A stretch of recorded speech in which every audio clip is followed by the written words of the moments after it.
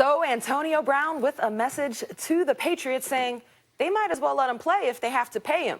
Now, Brown filed a grievance against New England last week for unpaid signing bonuses and guaranteed salary. We have Dominique Foxworth back with us again. Max, what do you make of AB's Instagram Live video?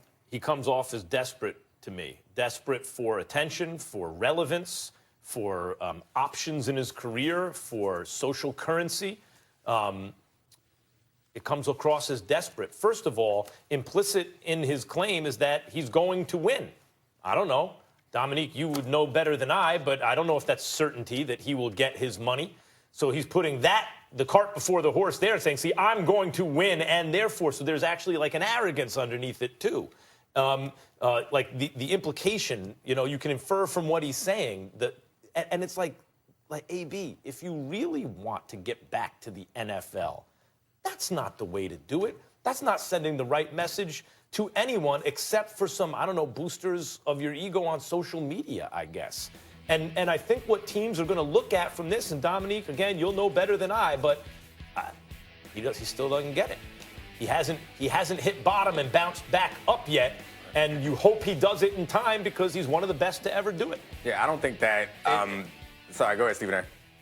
Hey, Max, I appreciate your point, man, because I was like, did I miss something? Did I miss the news that, he won the grievance and the Patriots got to pay him? Because I didn't recall seeing that. So when he said they got to pay me anyway, I was like, really? When did that happen? Because I didn't know that. Now, having said all of that, the word that comes to my mind is phony or phoniness. That's the word that comes to my mind when I'm thinking about Antonio Brown. And here's the reason why, Dominique, more so than anything else. Correct me if I'm wrong, Max, Dominique, Roz. Didn't we see Odell Beckham Jr. on his couch or his chair in the living room of his home in Pittsburgh being interviewed by our very own Mr. Fowler for ESPN, if I remember correctly, months ago? Didn't he say, quote, I don't need football? We're talking about Antonio Brown here. Right. He said, I don't need football. I don't need the money. I'm sorry. Did I hear you correctly? I think I'm quoting. I think I'm quoting him accurately. I don't need the money, and I don't need football. You understand? There are more things in life that matters. I recall listening to him on the phone with John Gruden when John Gruden said, man, I want you to be here. I just want you, when he was secretly taping them, violating California state laws, by the way. Didn't he say to John Gruden said, man, I'm more than a football player. I'm a man. There's more to life than playing football. There's more to life than the money. So now you're talking about the money and the football. Really, now that you're not playing. You told us it didn't matter to you. You told John Gruden it didn't matter. You told the Pittsburgh Steelers it didn't matter. Well, now it matters, huh? Yeah, I'm sorry. The word that comes to my mind is phoniness. I don't think it matters. I don't think it is about the money. I think it's about the relevance and the attention. I think he's fine on money. I don't think he needs money. I think if you go back all the ridiculous things that he has done and kind of absurd things that he's done, the one thing that's been consistent is it's brought him more attention. And that's what I think was important to him through the history of his entire career. And people who have interviewed him recognize that it seems like he wanted more credit and he wanted more attention. He wants to be a star that transcends the sport of football in a way that we see a lot of basketball stars. He never got to that level. I think that's what he wants. So him being out in the cold right now, I think is more painful than anything else you can do to him. So he's right. I think he was right, and he was honest when he said he doesn't need the money, and he's also honest when he said he doesn't need the football. But I think the eyeballs definitely do matter to him. I don't think this video is going to hurt whether he gets a shot back on the team or not. I think all the other things that he's done probably makes it more difficult. And also, once he comes back in, if he does come on the team, then the NFL has to reopen that investigation, and we don't even know if he can play for the team that he rejoins, or the Patriots if he rejoins them. To both of your points, it seems to me, when you watch it, like I think it was apropos of your point, Stephen A., playing the video of him saying, I'm free. He was talking to his grandmother, I think, right? Grandma, I'm free. And he's like a bird running around his bed. Did that come off as real or phony to anyone else? To me, that seemed forced. It's like, well, hold on. Who had you not free? You got a big contract to play in Oakland. What we hear here from guests on our show is everyone in the building loves John Gruden, who kind of stuck by you through all your foolishness. And like, how is that not free? I don't get it. So, like, even that felt like a put on. And to your point, Dominique, the reason to do it that way is if you're fronting. You know, you're just trying to front on social media. Max, I want to come back to Dominique's point, too, and also yours as well. You talk about the attention he wanted. You know, through the whole escalation of this thing from preseason to the regular season, you saw marketing plans, you saw social media plans.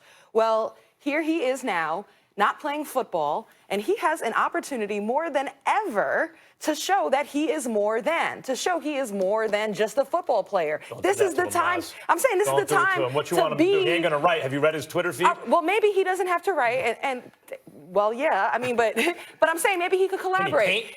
LeBron James and Uninterrupted, they're doing a whole glass helmet thing. I mean, why don't you have your marketing team come and meet up and have a platform that's already giving visibility to these football players? I mean, this is your opportunity to show exactly Kareem you're more than Abdul-Jabbar a we're football talking player. about. But I don't expect any op-eds. So then where is that marketing team that was putting all these videos out during the season? Where are they now? All that stuff is connected to his ability on the field. I think this is something that happens for a lot of celebrities who make a living doing one thing, and then they think that because people laugh at your jokes when you're a great receiver, that they're going to laugh at them when you're not. I don't even know if I'm mad at him or his team. Hold it, Roz. This is television. You talking, Dominique's talking. Pause. Y'all got to take a moment to laugh at that. What did Max say? What's he going to do, right? I mean, y'all got to pause and soak that in. Forget everything else. Max made a very good point. What the hell is he going to do, right? I mean, that's hilarious. Because knowing Antonio Brown, that's what he might say. That's exactly what he might say. He was on social media. Say something asinine like that. He was on social media talking about, like, I need someone to help me write this paper. Like, remember, he's going to go back to school, and the next thing it was like, and the way he's presented it sounded like, first of all, he really did need help with the paper, and secondly, like he wanted someone else to write it for him. It's like, what are you doing? I think everyone can see this. I've seen the tweets. Okay, there that's is fine. no question that he needs help with the writing. We all need help. No one writes without an editor. No professional does that. But the point is, are his thoughts interesting? Whether he can express them in a way that we can laugh at or not is one thing. But I think if someone was able to, whether it's A/B or not, or he has a ghostwriter or editor, if someone's able to get into his mind and express what he's thinking, I think that is interesting. It's much more interesting if he's still a player. But I guess Dominic, you got a ghostwriter? You just disrespect me like that. Right. So your stuff is good. I mean, many celebrities needs a ghostwriter. Many celebrities write books and have ghostwriters. It's not crazy. Rappers have ghostwriters. Musicians have ghostwriters. I ain't have no All right, so then to finish my point, I think I'm more disappointed in Antonio Brown's team than I am him. Here's an opportunity where a team of advisors, marketers, ghostwriters could have helped him brand himself and make the most of the moment. Good point, Roz. Why, thank you. All right, we got to move on. Please, Roz. It is a good point. Here's some free time. What are you going to do with it? You're going to football players. Instead, to Max's point, he's out here on IG Live looking desperate. But I mean, his fame is actual capital that you can capitalize off of. Yep. They can't transition that into any money or opportunity. That's on them and him. AB, man, get your head right soon and get back out on the field. He should fire Drew Rosenhaus and hire you as his agent, Dominique. That's what he should do. Don't wish that on me. Right. Don't wish that on me. I don't need that. I like working with people like y'all. I'm just saying with the stuff you saying. Come on now. All right, guys, moving on. Another topic.